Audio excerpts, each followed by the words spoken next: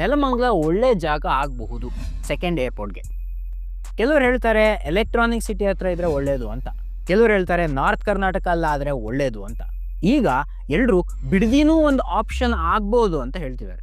ತಪ್ಪಿಲ್ಲ, ಆ ಭಾಗದ ಜನ ಪರ್ಸನಲ್ ಪ್ರಿಫರೆನ್ಸ್ ಇಟ್ಕೊಂಡಿರ್ತಾರೆ. ನಾವು ಬಿಡದಿ ಕಡೆ ಬಂದರೆ ಪರ್ಪಲ್ ಲೈನ್ ಕೆಂಗೇರಿಯಿಂದ ಬಿಡದಿಗೆ 20 ಕಿಲೋಮೀಟರ್ ಎಕ್ಸ್ಟೆಂಡ್ ಮಾಡ್ಬೋದು. ಕನೆಕ್ಟಿವಿಟಿ ಚೆನ್ನಾಗಾಗುತ್ತೆ. ಮೈಸೂರು ಮಂಡ್ಯ ಕಡೆನೂ ಕನೆಕ್ಟಿವಿಟಿ ಆಗುತ್ತೆ. ನೀವು ನೆಲಮಂಗಲ ಕಡೆ ನೋಡೋದಾದರೆ ಬೆಂಗಳೂರು ತುಮಕೂರು ಟ್ವಿನ್ ಸಿಟಿ ಆಗಬೇಕು ಅಂತ ಹಿಂದಿನ ವಿಡಿಯೋಗಳಲ್ಲಿ ಕವರ್ ಮಾಡಿದ್ದೀನಿ.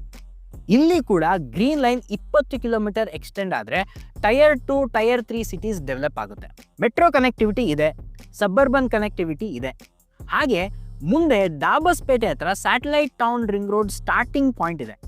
2 ಲೇಯರ್ ರಿಂಗ್ ರೋಡ್ ಸೃಷ್ಟಿಯಾಗುತ್ತೆ ಟ್ರಾಫಿಕ್ ಪ್ರೊಟೆಕ್ಷನ್ಗೆ. ಕ್ವೀನ್ ಸಿಟಿ ದೊಡ್ಡಬಳ್ಳಾಪುರ ಹತ್ರ ಬರೋದ್ರಿಂದ ಫಸ್ಟ್ ಇಂಟರ್ನ್ಯಾಷನಲ್ ಏರ್ಪೋರ್ಟ್ ಹಾಗೆ ಸೆಕೆಂಡ್ ಇಂಟರ್ನ್ಯಾಷನಲ್ ಏರ್ಪೋರ್ಟ್ ಮಧ್ಯೆ ಹೆಲ್ದಿ ಡಿಸ್ಟೆನ್ಸ್ ಇರುತ್ತೆ.